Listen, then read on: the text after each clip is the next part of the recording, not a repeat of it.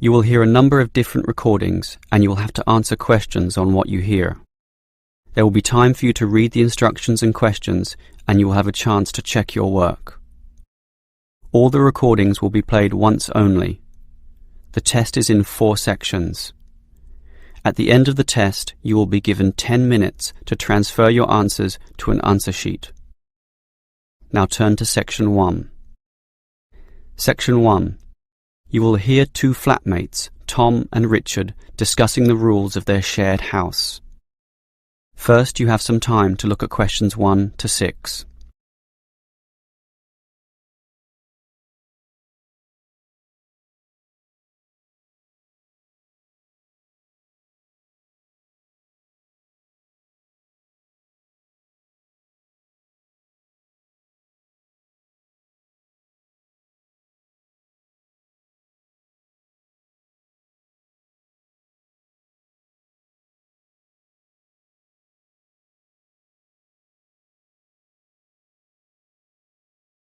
Now we shall begin. You should answer the questions as you listen, because you will not hear the recording a second time. Listen carefully and answer questions 1 to 6. Richard, as we discussed before with this extra bedroom in the house, we should advertise for another tenant, but I think we've got to establish rules this time. We already have 2 rules about the rent money. Remember? We pay on the 5th and expect full payment with no excuses. Sure, but I mean additional rules, apart from those 2. Okay, there's certainly no harm in that. Remember the problems we've had with people in the past. I think we should learn from those bad experiences. You may have a point there. For example, you know that I like cooking, so I can propose a kitchen rule straight away. Every tenant must clean after use. We shouldn't allow what happened last time. You mean that guy who left all his dirty dishes piling up and food on the floor? Clean after use. We should write that down. I'm happy with that. And not only clean, but they also have to tidy up. We can't have them cluttering up our very small kitchen counter. I'm with you there. That will make life far more manageable. So, tidy up is our second cooking rule, let's say. And now, can I tell you what really annoys me? Sure. Dirty tenants. Those who just allow dirt and dust to build up around the house and don't care less. We've got to have a strict rule prohibiting that. What about a cleaning roster? We can make a list of everything that we expect to be done. Carpets vacuumed, furniture dusted, toilet cleaned, and so on. And everyone is required to take turns. First my turn, then your turn, then the third tenant's turn. This spreads the load, so we can keep the apartment very clean. I'm happy with that. Otherwise, one person will be working harder than the others. But how often do we do it? Every day, twice a week, or once a week, or what? Every day. What do you think? Too often, I would say. Well, every 3 days then. I don't know. We're all busy with part-time jobs and study. I'd say that once a week is good enough. It's probably what most households do, anyway. All right. Let's run with that then. As long as we do clean regularly and well. Okay, are there any other rules? What about music, loud TV, that sort of thing? I want absolute quiet at night because I go to bed early in order to get up early for my job. So, why don't we say no noise after, say, 11 at night? Earlier than that, 10 p.m. That's consistent with most rental properties, and no overnight visitors either. You're right. That caused a lot of problems when the last tenant brought his drinking buddies in for the night. So, we prohibit late night noise and overnight visitors as well. That sounds good to me. Before you hear the rest of the conversation, you have some time to look at questions 7 to 10.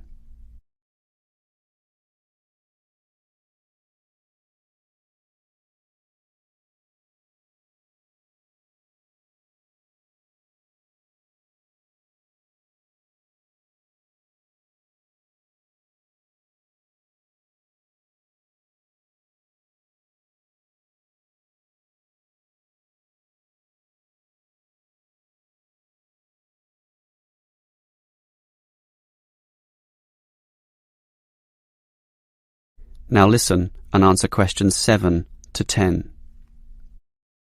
OK, Richard. If we want to advertise for an extra tenant for the third bedroom, there's a website with an online form here that we can fill out. That will speed things up. Good idea. In fact, let's do it now and get it over and done with. Sure. The first category here is gender. I guess that means we write male or female.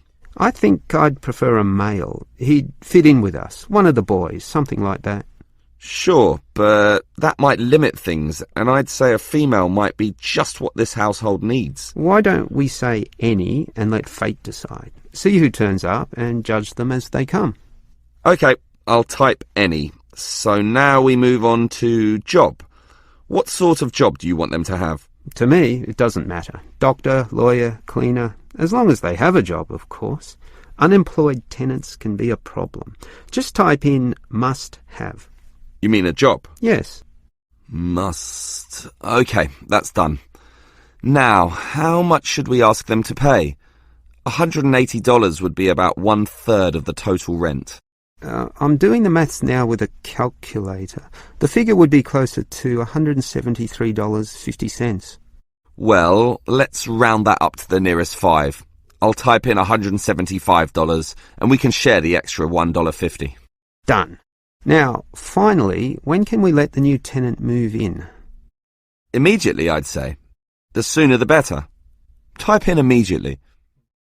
But I'm busy this week with my job, so I'm not in the mood to interview tenants right now. And anyway, we've had just you and me for so long, what does another couple of weeks matter? So, when would you like the tenant to move in then? 1 week from now? Beginning of the month, March 1st? Later. Give it another 4 days at least. March the 5th is better for me. OK, I'll type that in. It should be fine. Any later than March the 8th and I'll be too busy with my exams. And that's about it. That is the end of section 1. You now have half a minute to check your answers.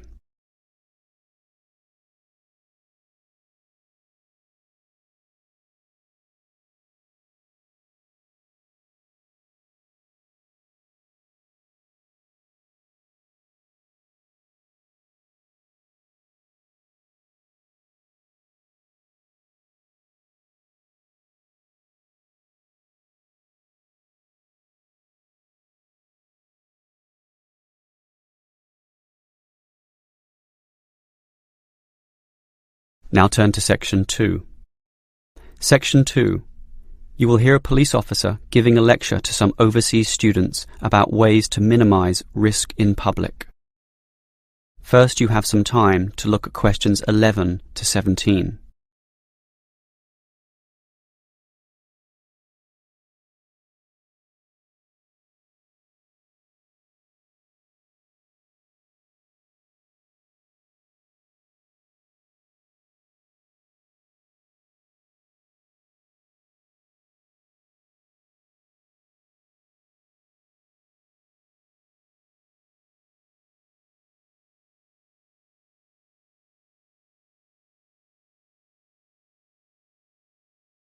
Now listen carefully and answer questions 11 to 17. Hello, everyone. As new students, having just arrived, it is important that you are conversant with some of the aspects of living safely here. Let me immediately say that, in contrast to the high crime rate in other cities, ours is very low. Nevertheless, there is some advice that would be considered prudent in even the safest of places. It is therefore in your interest to look at this map of the city and familiarise yourself with its areas, some of which may not be as safe as others, particularly at night. A little research now in this respect will obviously help you a great deal. For this reason, we have provided a variety of brochures and information leaflets which we encourage you to take and read.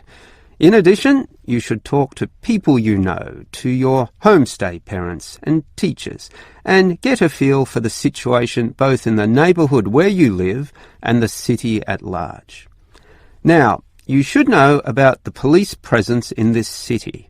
There are local police stations in every suburb, but not all of these are open 24 hours a day. For that, you need a main station, of which there are many, and you should familiarise yourself as to the location of the one nearest to you. Moving on, many of you might like to go out at night. So you should also familiarise yourself with the public transport system. It could put you at risk if you are wandering around lost in the late hours of the night, particularly if you are a woman.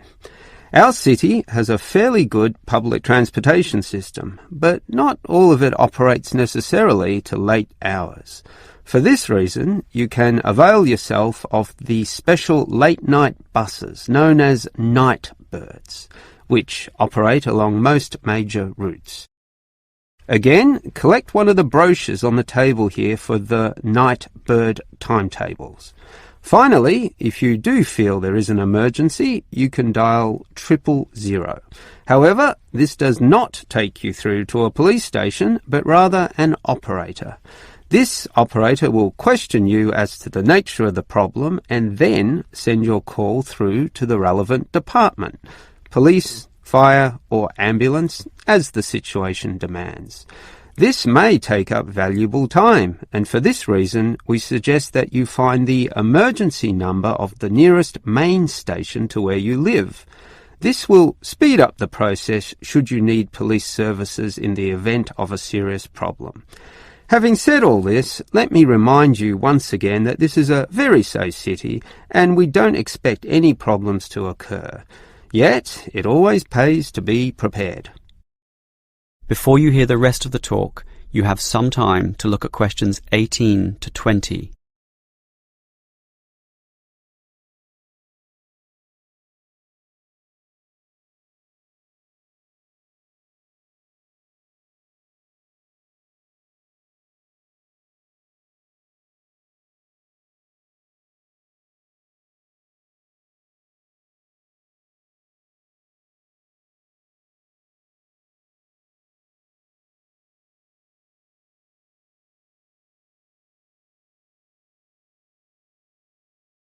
Now listen and answer questions 18 to 20. On the same subject as being prepared for problems, it is a fact that the police cannot cover every part of the city at all times of the day. Thus, it is advisable for you to take some precautions and be prepared for any problems which may occur. There are less safe areas which you may inadvertently find yourself in and, through no fault of your own, be faced with difficulties. In this respect, some people advise that women in particular carry mace or pepper spray, which can be sprayed into the eyes of an assailant. However, please be informed that these are illegal and consequently cannot be purchased, constituting, as they do, an attack weapon. On that same theme, any knives or small arms, while perhaps being legal in your country, are illegal here and must not be carried on your person. One thing you can carry, however, is a personal siren.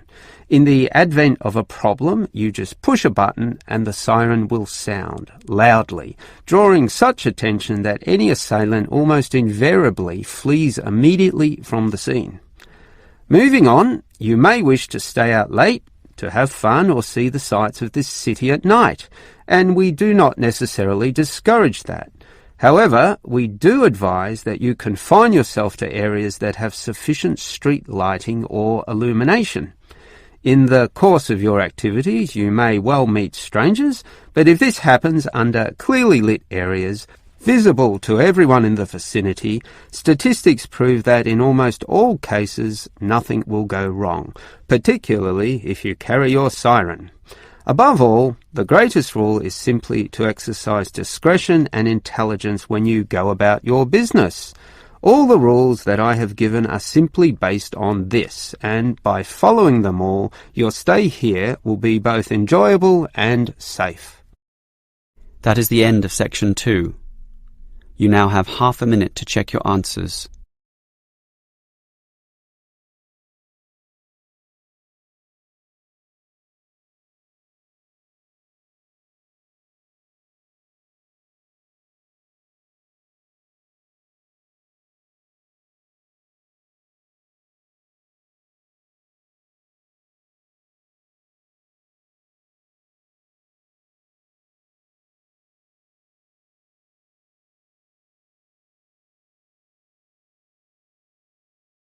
Now turn to Section 3. Section 3. You will hear two students, Frank and Nicole, discussing their survey results. First, you have some time to look at questions 21 to 25.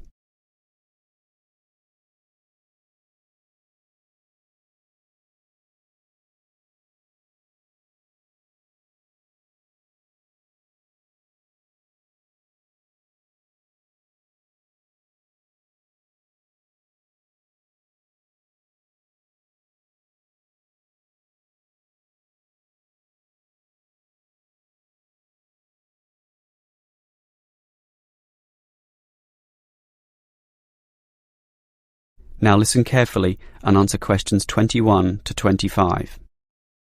Okay, Nicole. Did you interview the required 50 people? Yes, I have them all here. I had intended to talk to over 50 actually, but I could only talk to 46 in the end, all students from the university. It should be fine for our purposes, and it was interesting actually to hear what they said. I was hoping for 50 to make a round number. Better for statistical purposes, but 46 should be okay. I think so. What was interesting was that many of them were not happy with the staff here. Really? What proportion? Well, 1/4 of them said the staff were okay, and another 10% said they were good, which together makes about 1/3. So basically the rest of the people I interviewed weren't happy in this respect. So, what was the main cause of complaint? Well, it's rather mixed.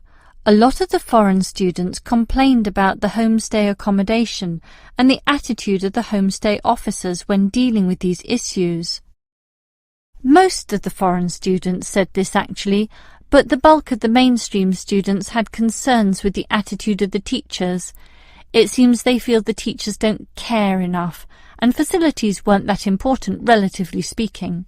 I think the teachers here are okay. Don't you think so, Nicole? Personally, I'd say most of them are fine, but obviously there are a few I'd say need to improve in their commitment to helping students. Oh, not many though. Only about 10% maybe. More, I'd say, at least 1/3. Wow, Nicole, that's a bit harsh. That many? I'd say 90% of the teachers here are fine. I think I definitely disagree there. Well, whatever the case, the university seems to have some problems. Who should we inform about these findings? The course convener. He runs our program. Yeah, just a small program. These problems are serious and university-wide. I think we should talk to the assistant dean at least. Come on, we're just a couple of students. We can't go that high. It's like some cleaners wanting to talk to the CEO. We've got to follow the chain of command and start at the bottom. Okay, the course convener it is. Before you hear the rest of the conversation, you have some time to look at questions 26 to 30.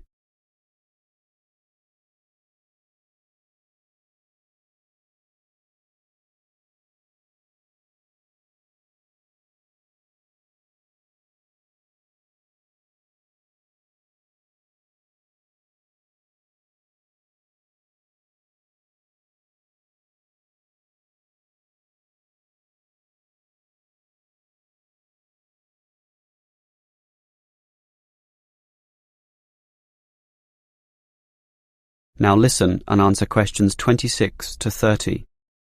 So, Nicole, can you explain the technique you used for interviewing people?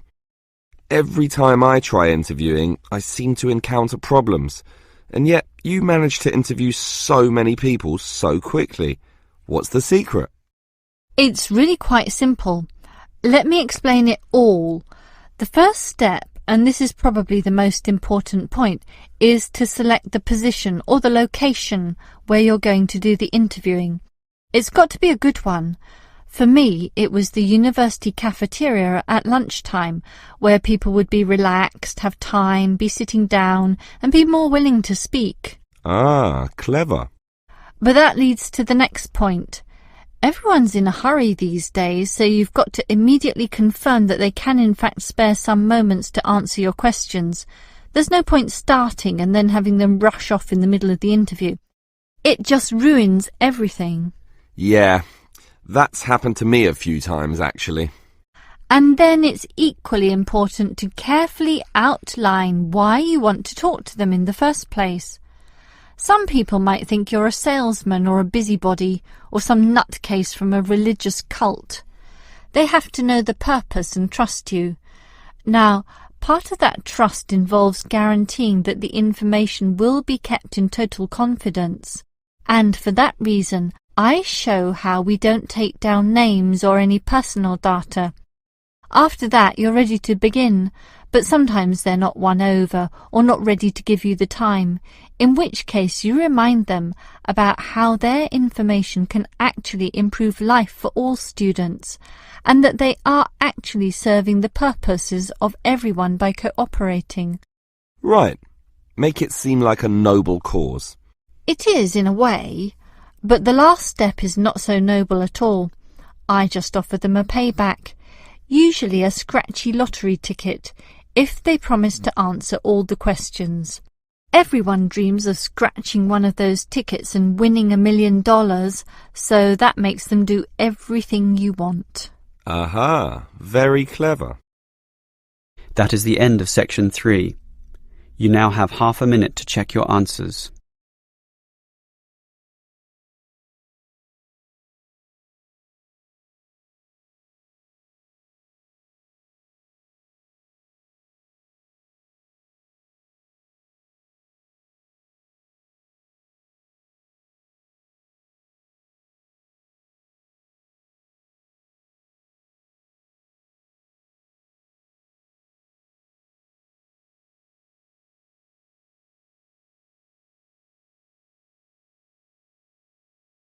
Now turn to Section 4. Section 4. You will hear a lecturer discussing human resource management.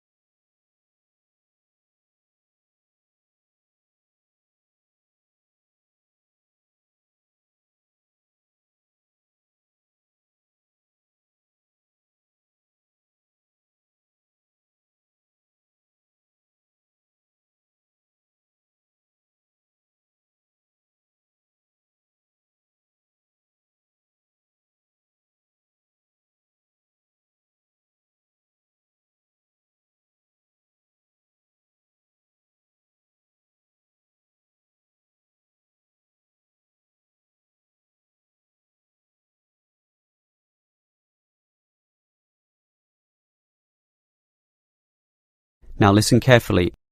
Obviously, the people who work in companies need to be managed. Pay must be added up, hours clocked, and leave tallied. This is known as hard human resource management, or hard HRM.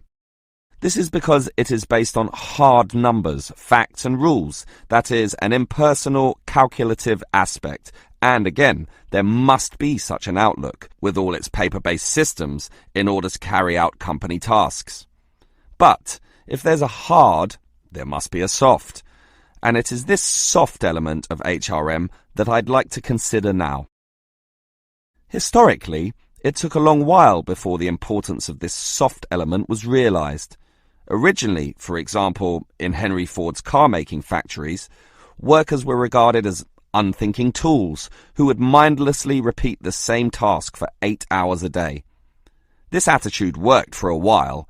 However, the Ford Motor Company faced the growing challenges of huge turnover, lack of motivation, declining quality of their product, and labour disputes. It eventually became clear that the original ethos about workers was wrong. It needed to take their human needs more into account. That leads us to the modern soft HRM model, where the staff, or human resources, are now considered one of the most important assets a company may have, an asset just as tangible as the factories, shops and money in the bank, and something that needs to be managed in a soft way as well as hard. So, what is soft HRM? It basically involves 3 elements. One is motivating your staff. The second is making sure they stay with your company, that is, reducing turnover. And remember, turnover costs money, diverts resources, disturbs the system, and you may be losing a lot of experience there in just one staff member. The third element is using the staff in the best way, in a way that gets the most out of them. All of these elements are closely related and sometimes overlap, but are still distinct enough to be considered separately. Now, let's talk about motivation first. Obviously, people will work harder if they feel good about being where they are. This means the company should let people know that they are significant, and you do that by emphasizing the higher purpose their job serves in society as a whole. And this sense of higher purpose will drive people onwards. So, for example, if the company makes paper, have a motivation session, letting them all understand the importance of paper to modern society, and it is important.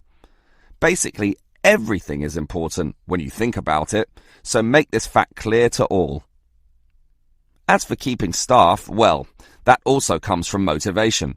But do you know the number one reason why people leave jobs? The answer? Because they don't feel appreciated. So, you need to make sure that they have this feeling. How? At its simplest, the boss can say thank you to the staff. You can remember their birthdays, bring out a cake, celebrate milestones, take them to a restaurant once in a while, and say thank you again. But more importantly, mean it sincerely. If this is going to work, sincerity is very important here. Well, we've motivated the staff and retained them with the company, so now we've got to use them optimally. This is often done by getting them to participate more in the key decisions. This has two advantages. One, the employees feel more in control of their destinies, helping again with motivation and retention. And two, the company tends to make better decisions. Remember, often it is the people closest to the customer who can really tell you the very best things about what works and what doesn't. The modern organization realizes that insight, knowledge, and clever innovation can come from anyone in the company, no matter how close or far from the decision-making process they may be. That is the end of section 4. You now have half a minute to check your answers.